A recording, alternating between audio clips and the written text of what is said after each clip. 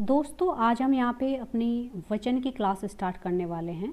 इससे पहले हम स्वर, संधि, समास, व्यंजन काफ़ी सारे टॉपिक कंप्लीट कर चुके हैं। क्रिया टॉपिक कंप्लीट हो चुका है, अव्यय हो चुका है और इसकी एक प्रॉपर पूरी प्लेलिस्ट बनाई गई है। आप एक बार जाके प्लेलिस्ट चेक कर लीजिएगा। आप यूपी पुलिस का एग्ज़ाम दीजिए, यूपीएसआई का दीजिए या फिर किसी अन्य कॉम्पिटिटिव एग्ज़ाम की अगर आप तैयारी कर रहे हैं और उसमें हिंदी आती है तो ये सभी क्लासेस जो हैं प्लेलिस्ट में ये सभी एग्ज़ाम में हेल्पफुल रहेगी। तो आप ये पूरा वीडियो बहुत ध्यान से देखिएगा। वीडियो पसंद आए तो लाइक, शेयर और सब्सक्राइब जरूर कीजिएगा। तो चलिए स्टार्ट करते हैं। वचन, वचन जिसको बोलते हैं नंबर इंग्लिश में। देखो वचन दो तरीके के होते हैं, एक वचन और बहुवचन। वैसे संस्कृत में द्विवचन भी होता है, लेकिन हम यहाँ संस्कृत नहीं पढ़ रहे हैं, हम यहाँ पे सिर्फ हिंदी पढ़ रहे हैं। तो हम दो ही प्रकार के वचन पढ़ेंगे, एक वचन और बहुवचन। तो चलिए एक बार इसकी परिभाषा देख लेते हैं। वचन का अभिप्राय संज्ञा से होता है। संज्ञा मतलब नाउन से होता है। वचन का मतलब होता है कहना। संज्ञा अथवा सर्वनाम के जिस रूप से एक या एक से अधिक का बोध होता है उसे वचन कहते हैं। यानी कि नंबर्स क्या होते हैं, वचन क्या होते हैं, जो ये बताते हैं कि संज्ञा या सर्वनाम कोई भी होगा, वस्तु हो, कोई संज्ञा हो, कोई सर्वनाम हो, वो एक है या एक से ज़्यादा है, इस बात का बोध कराएगी, इस बात की जानकारी देगा, उसी को हम वचन कहेंगे। हिंदी में वचन के दो प्रकार होते हैं, एक वचन और बहुवचन। चलिए हम स्टार्ट करते हैं। एक वचन क्या होता है। एक वचन देखो क्या होता है। संज्ञा या सर्वनाम के जिस रूप से एक वस्तु या एक व्यक्ति का बोध होता है उसे एक वचन कहते हैं। यानी कि हमें अगर पता लगेगा कि वस्तु एक है, व्यक्ति एक है, तो वहाँ पे एक वचन होगा। जैसे लड़का खेलता है तो लड़का यहाँ पे एक वचन है। पुस्तक अच्छी है, पुस्तक भी अकेली एक वचन। गाय चल रही है, गाय एक वचन है। व्यक्ति जा रहा है तो एक वचन है। तो यहाँ पे जितने भी ये शब्द लिखे हुए हैं सब एक वचन है। देखो यहाँ पे नोट करके लिखा है, कुछ शब्द सदैव एक वचन में ही प्रयोग होते हैं। तो देखो जैसे यहाँ पे है माल। माल शब्द जो है ये हमेशा एक वचन रहेगा, ये कभी भी बहुवचन नहीं बन सकता। माल तोला जाता है। माल जैसे कहते थे ना कि माल तोला जाता है, माल ले जाया जाता है। ऐसा तो नहीं कहते ना कि माल ले जाए जाते हैं या माल तोले जाते हैं। हम ज़्यादातर मेनली यूज़ करते हैं माल तोला जाता है, माल ले जाया जाता है। तो ये सिंगल यूनिट में होता है। इसके बाद देखो जनता। जनता, जनता भी शब्द कैसा है, हमेशा एक वचन रहेगा। सामान, सामग्री, सोना, प्रत्येक, हवा, आग, आग जलती है, हवा, प्रत्येक, प्रत्येक का मतलब ये होता है एक एक, हर एक। सोना, सोना हो गया। वर्षा, स्टील, पानी, दूध, चांदी, लोहा, तेल, जितनी भी लिक्विड चीज़ें हैं, सॉलिड, लिक्विड, गैस वाली चीज़ें हैं, जितने भी प्रेम, क्षमा, क्रोध, मतलब ये वाले जो शब्द होते हैं ना, जो हमारे इमोशन से जुड़े होते हैं, जिनको हम एक तरीके से कह सकते हैं, इंग्लिश में आपने पढ़ा होगा एब्स्ट्रैक्ट नाउन, तो हिंदी में भी अमूर्त जिसको बोल सकते हैं आप। जितने भी एब्स्ट्रैक्ट नाउन होंगे या जितने भी लिक्विड वाली, गैस वाली, ये या फिर किसी मेटल वाली जो चीज़ें होंगी वो ज़्यादातर किस में यूज़ होंगी, वो सदैव हमेशा एक वचन में रहेंगी। अब बात करेंगे बहुवचन की। संज्ञा या सर्वनाम के जिस रूप से अनेक वस्तु या व्यक्तियों का बोध होता है उसे बहुवचन कहेंगे। यानी कि हमें ये मालूम होगा कि वस्तु एक है या एक से ज़्यादा है, यानी कि बहुत सारी वस्तुओं का जब हमें बोध हो तो उसे बहुवचन कहेंगे। बहु का मतलब ही क्या होता है, बहुत ज़्यादा। जैसे लड़के खेलते हैं तो लड़का यहाँ पे अकेला नहीं है, लड़के हैं, यानी कि बहुत सारे हैं। गायें चल रही हैं, पुस्तकें अच्छी है, कोई व्यक्ति जा रहा है, जा रहे हैं। नोट में देखो कुछ शब्द सदैव बहुवचन में प्रयोग होते हैं, यूज़ होते हैं। जैसे आंसू, जैसे होश उड़ गए, होश उड़ता नहीं है, होश उड़ गए। आंसू बहते हैं, बहता नहीं है, तो बहते हैं तो बहुत सारे। दाम लगाए जाते हैं, दाम लगाया नहीं जाता। दर्शन किए जाते हैं। अक्षत, प्राण निकलते हैं। नेत्र, हस्ताक्षर, हस्ताक्षर किए जाते हैं, किया नहीं जाता। नेत्र खुलते हैं, खुलता नहीं है। होठ, बाल, समाचार, भाग्य, हालचाल, आशीर्वाद, रोग आदि, ये सभी शब्द जो हैं हमेशा बहुवचन में ही प्रयोग किए जाएंगे।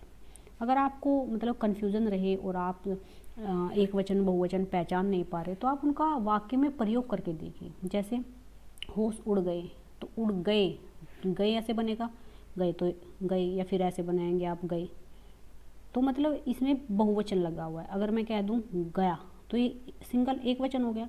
तो अगर आपको एक वचन बहुवचन पहचानने में थोड़ी लग रहा है कि पहचान में नहीं आ रहा है, तो आप उसे वाक्य में प्रयोग करके देख लीजिएगा, तो आपको समझ आ जाएगा। ठीक है, आगे देखते हैं। कुछ शब्दों का सदैव एक वचन रूप में वाक्य प्रयोग। कुछ शब्द ऐसे हैं जिनका हमेशा एक वचन जो रूप है उसका वाक्य में प्रयोग होता है। जैसे माल, माल लुट गया, माल लूटे नहीं गए, माल लुट गया। जनता भूल गई, जनता भूल गई नहीं होता। सामान खो गया, खो गए नहीं होता। सामग्री, हवन सामग्री जल गई या जले गई तो नहीं होगा, यहाँ पे एक ही मात्रा लगा देंगे तो बहुवचन बन जाएगा, जो कि गलत है। सोना, सोने का भवन कम हो, भाव होगा शायद, भाव कम हो गया। ठीक है, अब देखो कुछ शब्द का सदैव बहुवचन में ही प्रयोग होगा। जैसे प्राण, मेरे प्राण छटपटाने लगे या मेरे प्राण उड़ गए। होश, शेर को देखते मेरे होश उड़ गए। दर्शन, मैंने आपके दर्शन कर लिए। आंसू, आंखों से आंसू निकल पड़े या आंखों से आंसू बहने लगे। बाल, मैंने बाल कटा दिए, ये तो कहा मैंने बाल कटा दिया, एक बाल नहीं है ना, बाल कटा दिए। हस्ताक्षर, मैंने कागज पर हस्ताक्षर कर दिए। ये सब क्या है, हमेशा बहुवचन में ही प्रयोग होंगे। देखो इकारांत का मतलब क्या होता है। इकारांत, जिन शब्दों के अंत में छोटी ई की मात्रा आती है उसे इकारांत कहते हैं। जैसे जाति, रीति, रति, गति। जब भी लास्ट शब्द में छोटी ई आएगी तो उसको इकारांत कहेंगे। अब बड़ी ई वाली इकारांत क्या होती है, जिन शब्दों के अंत में बड़ी ई आ जाती है, जैसे नदी, रोटी, नगरी, स्त्री, लड़की, ये सब क्या हो गए, बड़ी इकारांत वाले। एकारांत, जिनके अंत में ए होगा, जिन शब्दों के अंत में ए आ जाए, जैसे सड़क। तो ये जो का होता है ना, ये ऐसा आधा होता है, इसमें ए जुड़ा हुआ होता है, इसलिए इनके अंत में ए आएगा, तो इन्हें एकारांत शब्द कहेंगे। रेत, लेखक, पुस्तक। आकारांत, जिन शब्दों के अंत में आ जाए, जैसे लड़का, लड़का में आ आया है, गधा में आ आया है, घोड़ा, माता। उकारांत, जिन शब्दों के अंत में छोटा ऊ आ जाए, जैसे लघु, मधु, भानु, साधु। अकारांत, जिन शब्दों के अंत में बड़ा ऊ आ जाए, ये ऊ है, उकारांत। ठीक है, जैसे भालू, आलू, उल्लू। तो ये सब क्या है कि अगर छोटी की मात्रा आती है तो इकारांत, बड़ी के आते हैं तो इकारांत, ए आता है तो एकारांत, आ आता है तो आकारांत, बड़ा ऊ आता है उकारांत, और छोटा होता है उकारांत, ये होता है। अब आगे देखते हैं एक वचन से बहुवचन कैसे बनाएं। देखो जो ए है, जो हमारा ये वाला होता है छोटी ए, आकारांत पुल्लिंग शब्दों के अंत में आ आए तब आ के स्थान पर ए कर देते हैं। यह क्या कह रहा है कि मान लिया कोई अकारांत शब्द है, वो भी पुल्लिंग मेल वाला। अकारांत पुल्लिंग शब्दों के लास्ट में अगर आ जाता है ना, तब आ गया है और हमें उसे बहुवचन बनाना है, तो आ की जगह पे हम ए कर देंगे। जैसे बेटा, बेटा में क्या है, आ है, तो बेटा का आ गया है तो हम ए की मात्रा चढ़ा देंगे, तो बेटे। घोड़ा, घोड़े। बच्चा, बच्चे। गधा, गधे। ठीक है, अब आगे देखो स्त्रीलिंग शब्दों के अंत में आ जाए तो ए के स्थान पे ए कर देंगे। ठीक है, जैसे पुस्तक, पुस्तक में ए आ गया है तो हम क्या कर देंगे, ए कर देंगे स्त्रीलिंग में पुस्तकें। देखो यहाँ पे कंफ्यूज नहीं होना है। अकारांत अगर पुल्लिंग होगा तो लास्ट में आएगा तो हमें ए करना है, लेकिन अगर स्त्रीलिंग में स्त्रीलिंग के अंत, सॉरी एक सेकंड, अगर स्त्रीलिंग शब्दों के अंत में ए आ जाता है तो हम ए की जगह पे क्या करेंगे, ए करेंगे। सड़क, सड़कें। बात, बातें। बोतल, बोतलें। गाय, गायें। नहर, नहरें।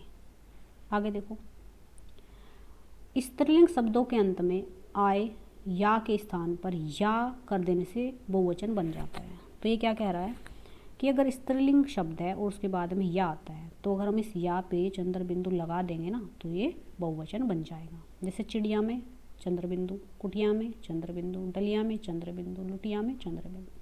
तो इन सब के पीछे या आया हुआ है और हमने इन या के ऊपर चंद्र बिंदु लगा के इनको बहुवचन बना दिया है।